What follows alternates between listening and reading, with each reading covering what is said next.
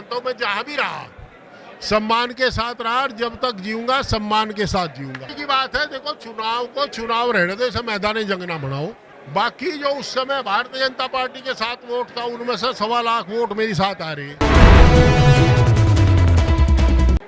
नमस्कार, अभी तक इंडिया में आपका स्वागत है और सत्ता के संग्राम कार्यक्रम में हम आज बात करेंगे खतौली विधानसभा में हुई सपा गठबंधन की जनसभा में मौजूद हरिंदर मलिक जो यहाँ पर प्रत्याशी हैं, उनसे मैं सवाल करूंगा क्योंकि उन्होंने कई तरह के सवाल सरकार पर उठाए हैं। क्या उनके मुद्दे हैं, किन मुद्दों को लेकर वो मैदान में हैं? चलिए मेरे साथ जुड़े हैं, उनसे बात कर लेता हूँ। मलिक साहब, आपका स्वागत है। धन्यवाद धन्यवाद। सवाल कई आपने यहाँ पर उठाए हैं, सरकार पर निशाना साधा है। आपने कहा कि ये अहंकार की लड़ाई है, अहंकार तोड़ूंगा और सरकार में बैठूंगा और जनता के जो काम अभी बाकी हैं वो भी करूंगा। सही कहा है, मौका मिले तो निश्चित रूप से करेंगे। देखिए, हम लोगों का 78 से सियासी सफर शुरू हुआ। 78 में पहली बार 2 बार हम लोगों को जेल जाना पड़ा। एक बार संजय गांधी की गिरफ्तारी पे, एक बार इंदिरा जी की गिरफ्तारी पे। और तब हम 22 साल के थे, 21 साल के 22 साल। तब से हम लोगों का सियासी सफर है। हमने आज तक किसी को इस तरह नहीं कहा जिस तरह वर्तमान प्रतिनिधि करते हैं। मैं नाम नहीं लूंगा किसी का, क्योंकि हम व्यक्तिगत आरोप से बचते हैं, पर जब संवैधानिक पद पर आदमी बैठ जाता है, हम पर आरोप नहीं लगते कोई महिमा मरी है, गरिमा मरी है। हम पर आरोप नहीं लगते कि हमने किसी का गला पकड़ा। हमने किसी को किसी उम्मीदवार के बारे में गलत बात नहीं की, जैसा खतौली के उपचुनाव में यहाँ हुआ। हम ये चाहते हैं, देखिए, लोकतंत्र में राजनीति की नर्सरी तो डेमोक्रेटिक सेटअप में कोऑपरेटिव, लोकल बॉडीज और भाई दूसरी संस्थाएं हैं। आपने कोऑपरेटिव के, लोकल बॉडीज के सारे पर्चे कैंसिल कर दिए। आपने जिसे चाहा उसे बना दिया, जिसे चाहा उसे हटा दिया। तो यार, आप नॉमिनेट करा देते, काहे को चुनाव का ड्रामा हुआ? ये एक आदमी ने किया। जिला पंचायत के जो मेंबर साहिबान हैं, उन्हें काम नहीं मिलते। और जहां नगर पालिका में चेयरमैन अपने हैं, 6 महीने तो चरथावल के काम रुके रहे थे। बुढ़ाना में अब तक एक काम नहीं हुआ। कल बुढ़ाना के चेयरमैन साहब मुझे दिखा रहे थे लेटर कि जो बोर्ड ने प्रस्ताव किया, उससे दूसरे मेंबर पार्लियामेंट के लेटर हेड पे चले गए कि इनको इंक्लूड करें और इनको बनावे। यार, आप पदेन सदस्य हैं, आप बोर्ड की बैठक में जाते, आप भी रखते। तो वहां निर्वाचित प्रतिनिधि आपका वार्ड का मेंबर है, आपका चेयरमैन है, उनका अपमान क्यों करते हो? तो हम ये संवैधानिक संस्थाओं को जिंदा करेंगे, लोगों का सम्मान बचाएंगे, उन्हें अपमानित नहीं होने देंगे। संजीव बालियान कह रहे हैं कि आप जब सपा वो कांग्रेस में थे तो कांग्रेस से फिर आप सपा में चले गए, उससे पहले आप चौटाला के साथ थे, आप वहीं क्यों नहीं रह गए, हरियाणा में क्यों नहीं रह गए, फिर से क्यों वापस करेंगे? ऐसा है, देखिए, मैं बता रहा हूँ, राजनीति में समय के साथ फैसले लेने पड़ते। मैं कांग्रेस में भी रहा, मैं लोकदल में भी रहा, और लोकदल, समाजवादी पार्टी, चौटाला जी, ये सब तो लोकदल का एक पार्ट है। हमारा कांग्रेस में रहे और हमने 18 साल कांग्रेस में काटे। आज तक हमने कांग्रेस के नेताओं के प्रतिकूल एक टिप्पणी नहीं की होगी, आपने कभी देखा होगा। चौटाला जी हमारे पारिवारिक संबंधों के लोग हैं, उनकी पार्टी बाइंड ऑफ होगी, मैं क्या करता है वहां पे। और ये मेरा मामला है, पर मैं ये जानता हूं, मैं जहां भी रहा सम्मान के साथ रहा और जब तक जीऊंगा सम्मान के साथ जीऊंगा। लेकिन वो कह रहे हैं कि आपको यहाँ नहीं होना चाहिए था, वो आपको हरियाणा में ही रह जाना था, आपको वहीं की राजनीति करनी थी। ये मैं इस जो उनका बयान है उसको मैं कैसे देखूं? वो सही कह रहे हैं, हमारा इतना अनुभव है और हरियाणा में भी हमारी लोकप्रियता है।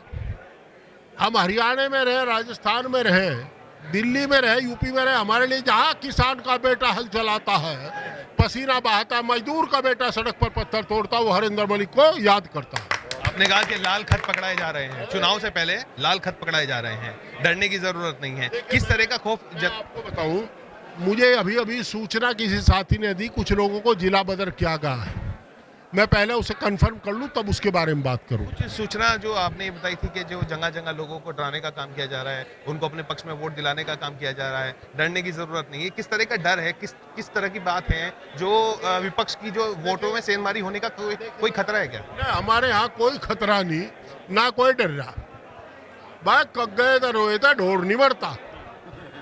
और जूम की वजह से कोई खंदेड़िया नहीं छोड़ता, कोई कितना, देखिए ये तो मानव व्यवहार है, आप मेरे पे कितना दबाव बना लो, मैं असिस्ट नहीं हो सकता, और जो असिस्ट है वो थोड़े से दबाव में असिस्ट हो जाएंगे, वही भाषा बोलने लगेंगे। ये तो जो हमारा अंदर की भावना वो उजागर हो जाती है। अभी इतना सा दबाव पड़ा, अभी तो बहुत बड़ा दबाव इतना पड़ेगा। और देखिए मैं आपको बता रहा हूँ, हमारे जो 2019 में जो गठबंधन को वोट मिला था तत्कालीन, हालांकि मैं तो कैराने में था उस समय, जो गठबंधन को वोट मिला था उसमें से केवल 10-5 हजार वोट इधर से उधर होंगे। बाकी जो उस समय भारतीय जनता पार्टी के साथ वोट था उनमें से 1.25 लाख वोट मेरी साथ आ रही है, तो वे 1.25 लाख मेरे बढ़ेंगे, उनके घटेंगे, और हमारे 5 घटेंगे, 5 बढ़ेंगे, उनके तो 1 लाख तो फिर भी बढ़ गए मेरे। मेरा सवाल ये भी है आपसे कि सीए की एकदम स्क्रीन टीवी पर आ जाती है और उसके बाद सब कुछ शांत है, कुछ नहीं हुआ। इस पर आपने भी सवाल खड़ा किया कि कुछ करना चाहते थे, हुआ नहीं, इसलिए मुझे लगता है कि इनकी राजनीति में अब चमक वो रही नहीं है। देखो भाई साहब, ऐसा है, इस देश में कई घटनाएं ऐसी हुई, मौजूदा सरकार ध्यान डाइवर्ट करती है और ध्यान डाइवर्ट करने के लिए काम करते हैं। 2019 के चुनाव से पहले पुलवामा में लोगों को शहीद किया गया और अफसोस है उन्हें शहीद का दर्जा अब तक नहीं मिला।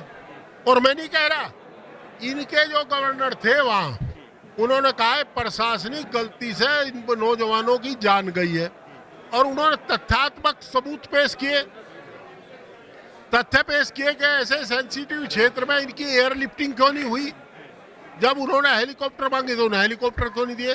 तो बाद में समझ में आया केवल और केवल चुनाव प्रभावित करने की बात थी, लोग जज्बे में आए और चुनाव प्रभावित हो गए। दूसरा, इन्होंने 370 खत्म की, इन्हें अपेक्षा थी कि कुछ लोग विरोध करेंगे, देश में पत्ता नहीं लिया, किसी ने विरोध नहीं किया, तो वो चुप हो गया मामला। मंदिर निर्माण का मामला हुआ, पहली बार, मैं भी हिंदू हूं, मेरे साथी बैठे ये मुसलमान है, मैं हिंदू धर्म को मानता, मजहब इस्लाम को मानते हैं, पर हम मजहब इस्लाम का भी सम्मान करते हैं, वाहे गुरु का भी सम्मान करते हैं, कि ईसा मसीह का भी सम्मान करते हैं, ये भी सभी का सम्मान करते हैं। ये भी मंदिर पर पत्थर नहीं फेंकते, इबादत करने के तरीके अलग अलग है, पूजा करने के तरीके अलग अलग। उसमें कभी आपने देखा सरकार मंदिर बना रही हो तो यार 2 ईंट गुरुद्वारे में भी रख देते, 2 ईंट चर्च में और 2 ईंट मस्जिद में भी रख देते कहीं। उन्होंने तो कोई ये तो नहीं किया। हमने संविधान की शपथ ली थी, संविधान की शपथ के प्रतिकूल काम करते हैं, और दोस्तों उसकी कोई चर्चा नहीं हुई मंदिर की, कहीं ना विरोध या ना कहीं कुछ, या इन्होंने पूरा करा पर बात फेरी का डो चावल लाओ, यो करो वो करो, कोई बात नहीं हुई। अब ये न्यायालय आए सीए, तो जो यहाँ इनको बदलना चाहते हैं, जो पीड़ित समाज है, जिनकी जवानियों को लंगड़ा किया गया है, जिनको रोजमर्रा चोट पहुंची जाती है, उन लोगों ने ये तय किया, यानी कि हम लोगों ने, अपोजिशन के लोगों ने, कि कोई छू नहीं करेगा। आज इन्होंने लागू किया, हम सरकार में आगे हटा देंगे। आखिरी सवाल मेरा बस आपसे है, आप कितने आश्वस्त अपनी जीत को लेके, और कितना वो आंकड़ा है, जीत का आंकड़ा है, वो क्या कहता है? देखो मैं आपको बता रहा हूं, अगर 2019 के चुनाव को आधार माने तो 2019 के चुनाव से जो हमारा वोट घटा है, और 2019 के चुनाव के बाद भाजपा का जो वोट घटा है, उसका अंतर देख लो। अगर 6,500 से ज्यादा है तो हम जीत रहे हैं, और वो अंतर इतना है यार, इतना तो दारा सिंह प्रजापति ले जाएगा, 60,000 प्रजापति है, सच बता रहा मैं। और रही चरण सिंह वादियों की बात, अजीत वादियों की बात, हमारा राष्ट्रीय लोकदल से कोई टकराव नहीं है। हम उनका आज भी सम्मान करते हैं, कल भी करते थे और परसों भी करते थे। कोई हमारा एक बयान निकाल दो उनके प्रतिकूल बोल रहे हो, पता नहीं क्या परिस्थिति रही है। अब नीतीश तो पूछो ना, इसकी क्या परिस्थिति रही। परिस्थिति बस राजनीति में निर्णय हो जाते हैं, परंतु यहाँ लोकदल का कैंडिडेट लड़ नहीं रहा, और चरण सिंह वादी जो है उम्मीदवार चुनाव में लड़ रहे हैं, उनमें केवल मैं ही सौभाग्यशाली व्यक्ति हूँ जिन्हें चौधरी चरण सिंह की चरण धूलि को अपने मस्तक पर लगा है, जो अजीत सिंह के हाथ में हाथ घेर करके राजनीति में उनका अनुयायी बन करके चला है। छोटे चौधरी कुछ कहना चाहेंगे? छोटे चौधरी के पास कोई व्यक्तिगत आरोप तो है नहीं, और नए बालक ने हमारा नेता है, और देखिए ऐसा गतिशील नेता है। उस आदमी ने चौधरी अजीत सिंह साहब के जाने के बाद 3 सदन में अपना प्रतिनिधित्व किया। राजस्थान की विधानसभा में उनका एमएलए है, यहाँ 1 से 9 हुए, और राज्यसभा में प्रतिनिधित्व। हमारी तो ये जानकारी थी कि ये बात हो रही थी कि भाई लोकदल का प्रतिनिधित्व तो हर सदन में होगा। हमारे साथ रहते हमारे तो राष्ट्रीय अध्यक्ष जी अखिलेश यादव जी भी हमारे नेता, वो भी, हम उनका भी सम्मान करते हैं, जयंत चौधरी जी का। हम कौन होते हैं, पर वो विधान परिषद के हकदार थे, उन्हें यहाँ भी मिलती भाई 9 एमएलए है उनके बिना चौथा बनता नहीं किसी का।